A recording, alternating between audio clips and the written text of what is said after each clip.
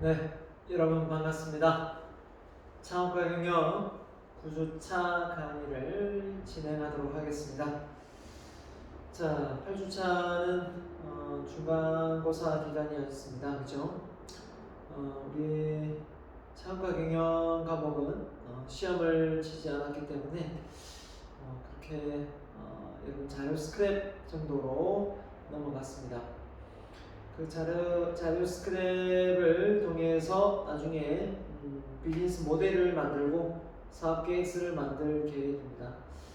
만약 하나 코로나가 계속 지금처럼 지속되면 오프라인 시험은 좀 힘들 것 같습니다. 그러면 여러분이 제출한 자료 수집 내용과 비즈니스 모델 플러스 사업 계획서가 여러분의 평가에 비중을 많이 차지할 것 같습니다. 부득이하게.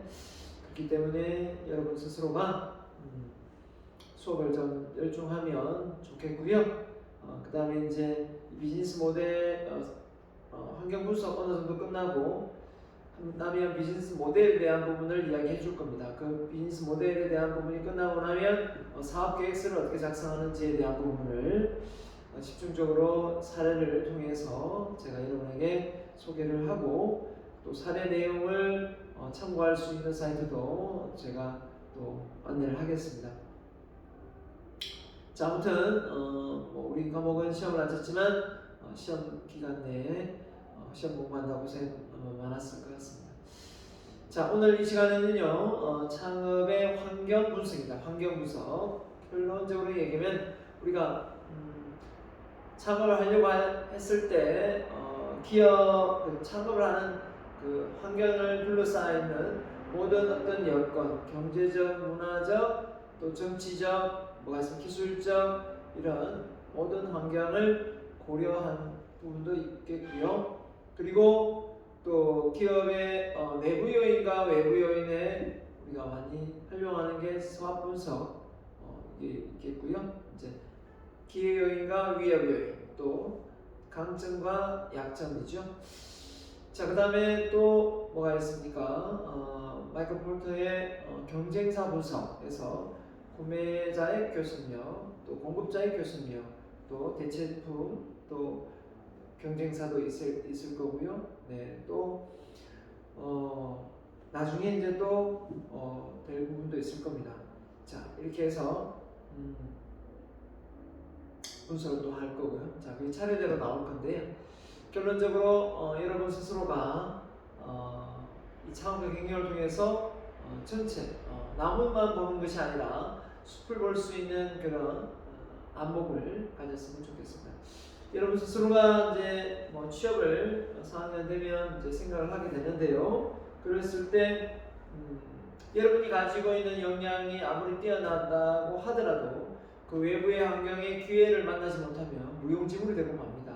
그래서 내가 가지고 있는 역량이 외부에 쓸모가 있는지 없는지 정확하게 분석을 해야 되겠죠. 그래서 환경 분석은 창업을 일으키는 데 있어서 정말 중요한 요소가 될 것이고 어떻게 보면 좁게는 상권 분석, 그죠? 입지적인 부분도 있겠지만 넓게는 정치, 경제, 문화, 사회 모든 영역이 어떻게 보면 창업을 하기에 적합한지 또 적합한 시기인지 때인지 그런 걸 우리에게 간접적으로 영향을 주고 있습니다. 자, 그런 점에서 한번 가보도록 하겠습니다. 패스트. 그래서 패스트 분석 뭐였죠? 정치, 경제, 문화, 기술입니다. 자, 그래서 창업의 기회 발견에서는 어떤 요인들이 있는가? 창업을 어디에서 많이 아이템을 가져오느냐라고 묻는 거죠.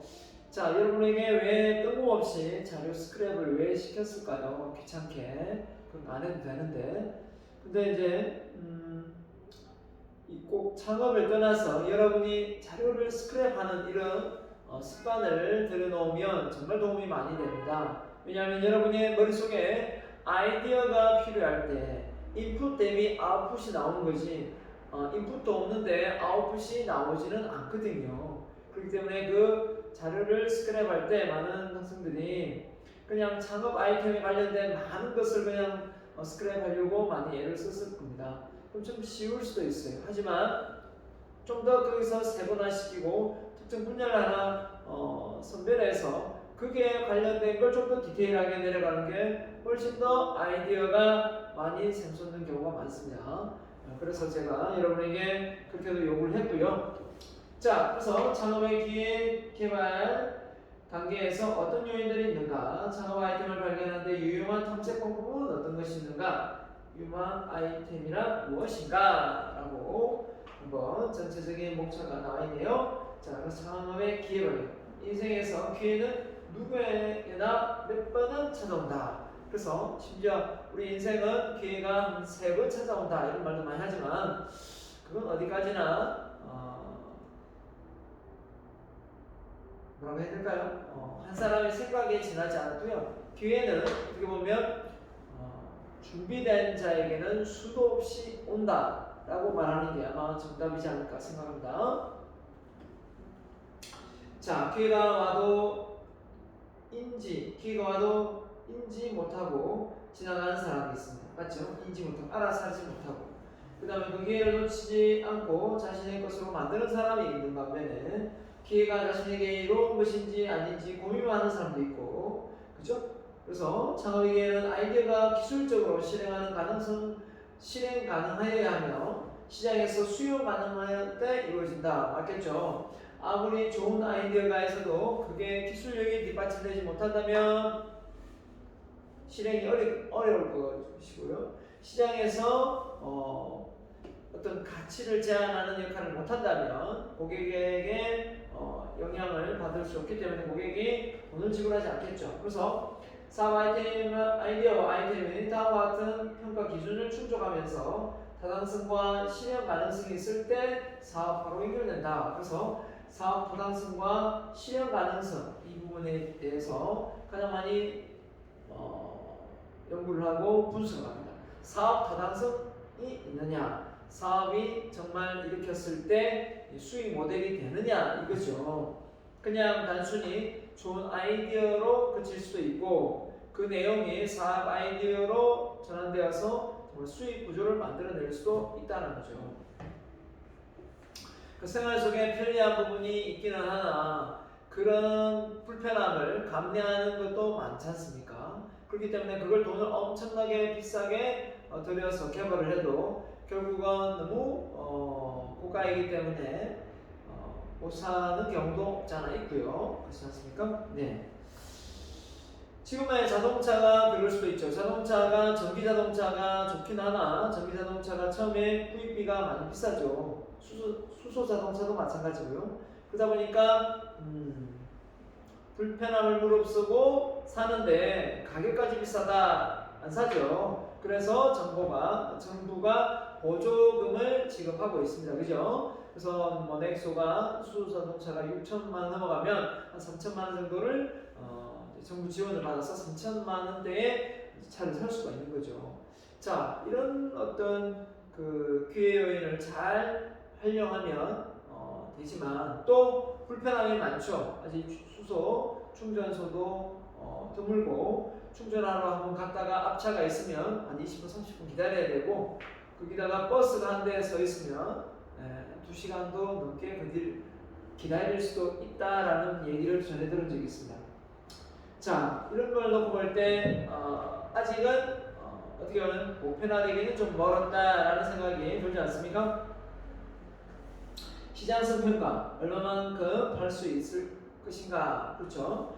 기술적인 문제, 생산 능력의 적정성인가, 한마디로 물건을 제품과 서비스를 만들어내는데 그런 기술력이 모자라지는 않는가, 경제성 평가, 수익 창출 가능성이 있는가, 인풋 대비 아웃풋이 괜찮은가, 비용만 많이 들어가지는 않는가, 공익성, 국가 경제 사회에 미칠 영향, 공익적, 윤리적, 환경적 이런 부분에서 내가 이익을 취하려고 하다 보니까 사회가 환경이 오염되고 누군가 피해를 보고 이러면 안 되겠죠. 그 다음에 정책성 평가입니다. 정부의 경제 정책, 산업 환경 정책, 지역 균형 발전 정책 아무튼 이런 부분이 전체적으로 잘 맞아떨어지면 결국은 좋은 아이템으로 좋은 뭡니까? 사업을 일으킬 수가 있는 겁니다. 맞죠? 자, 그래서 하나 사례로요.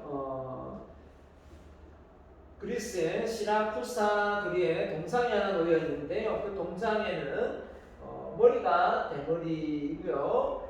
앞머리 숱이 무성한데 앞머리는 무성한데 뒷머리가 대머리라고 합니다. 뒷머리가 대머리 옆에 옆면인가 모르겠는데 뒷머리는 대머리고 발에는 날개가 달렸고요. 이상한 모습의 우스꽝스러운 모습이라 하지만 이 동상에 의미가 있다고 합니다. 앞머리가 무성한 것은 사람들이 나를 보았을 때 쉽게 잡을 수 있도록 하기 위함이고 뒷머리가 대머리인 것은 내가 지나가면 사람들이 다시는 붙잡지 못하도록 하기 위함이다. 발에 날개가 달린 이유는 최대한 빨리 사라지기 위함이다. 결국 이게 뭐냐? 그때 그 당시에 빨리 기회를 포착하지 못하면 우리는 뭘 못 잡다 그러죠? 우리는 뭘 못 잡았다? 예, 기회를 못 잡았다. 기회를 못 잡았다 이런 생각을 많이 하죠. 결국은 사업을 일으키는데 그 기회를 잘 활용하는 것이 무엇보다도 중요할 수 있습니다. 자, 그래서 기회의 만남. 그래서 기회가 정말 와 있음에도 불구하고 그 기회를 볼 수 있는 안목과 지식 또는 뭡니까? 자산, 뭐 이런 돈이 경제적인 게 부족할 수도 있고 또 다를 수 있죠. 그래서 안에서 밖으로, 밖에서 안으로.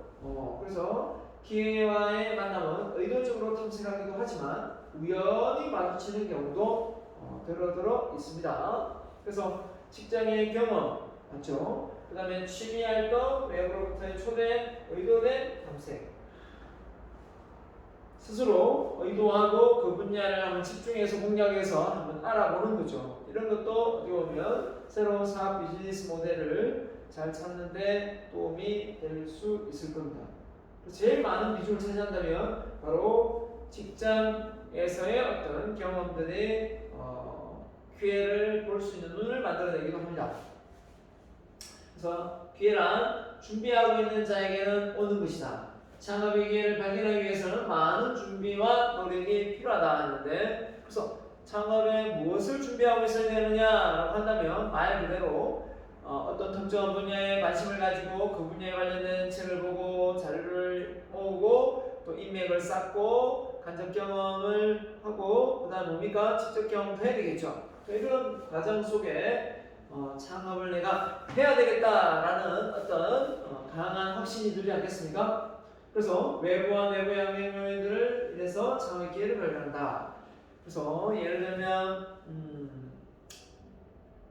그 기회가 와 있음에도 불구하고 때에 따라서는 내가 어떤 여건이 안 좋을 때 그 기회를 못 가져가는 경우도 있잖아요. 그래서 창업의 기회와 발견은 자, 외부의 내부의 환경 요인들을 인해서 창업의 기회를 발견한다. 외부는 기회와 위협, 내부는 강점과 약점이겠죠. 자, 그래서 여기서 이걸 좀 더 구체화시키면 외부의 영향은 정치, 경제, 사회, 문화, 기술 등에 해당되고 내부의 영향은 기업가 본인의 처한 상황, 어떤 내부적인 요인이 있을 수, 어려움이 있을 수 있죠. 기업가의 경력, 경험, 사회, 네트워크, 기업가 정신 이런 부분이 내부적 요인에 해당된다고 합니다.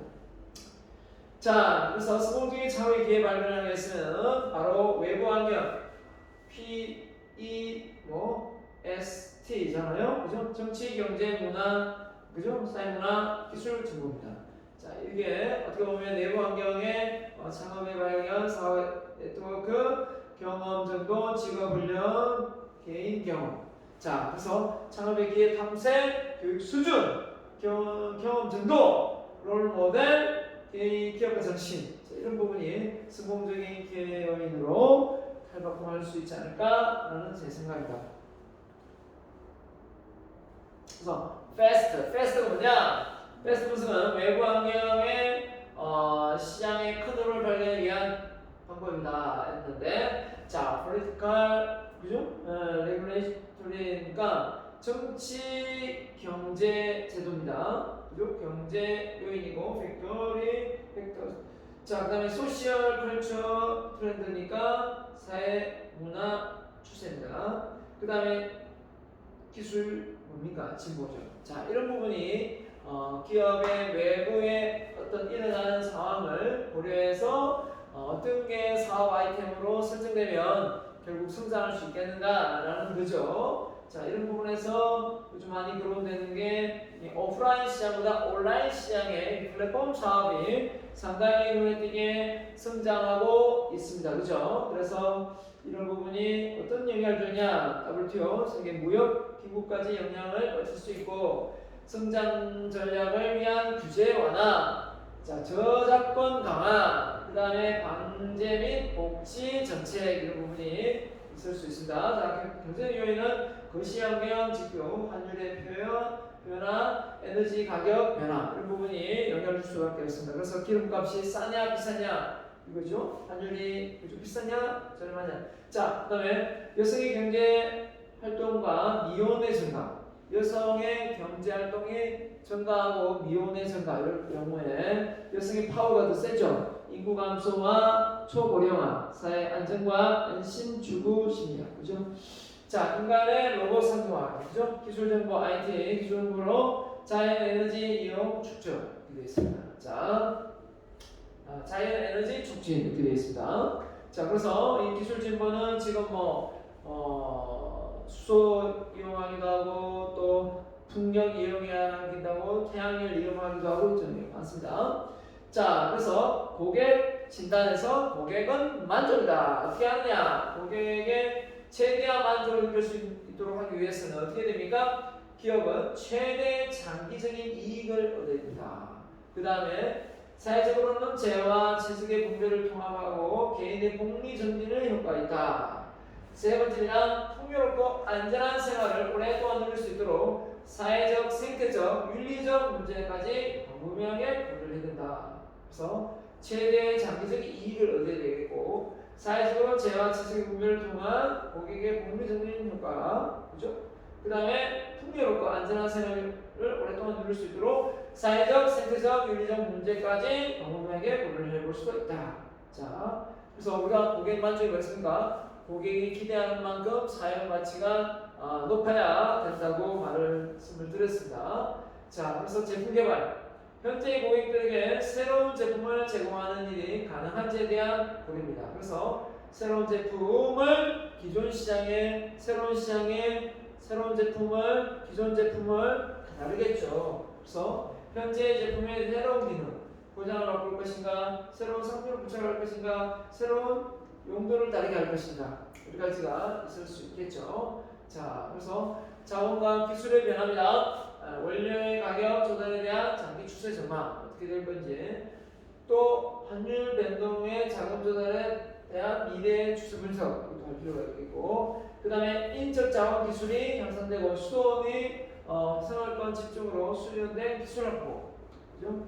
환경에 따라 근무 조건이 항상 향상과 노동의 비용률을 증가시키고 이런 부분이 우리가 기술 자본과 기술 변화에 대한 예측이고요. 그 다음에 경쟁 환경 구조입니다. 경쟁 환경. 시장 구조의 변화가 경쟁사가 앞서가거나 맞죠? 대체품을 빨리 또 경쟁사가 만들어내거나 경쟁사의 성공 요인을 분석하고 새로운 자산의 경쟁 우위를 창출해야 된다. 이기 위해서는 핵심 영역, 어떤 기업의 핵심 영역이 무엇이고 차별화된 마케팅 전략은 무엇인지 녹음을 해야 된다라는 겁니다. 그렇죠? 자, 그래서 자원과 경쟁에서 마이크로프로트의 그죠? 연구가 있는데요. 한번 잠깐 이걸 보기 전에 잠깐만 쉬었다가 이 내용으로 들어가도록 하겠습니다. 자, 마이크로프로트는 아니고요. 경쟁 우위의 원천에 관한 내용이네요. 네, 잠시만 쉬었다가 이후에서 이야기하겠습니다.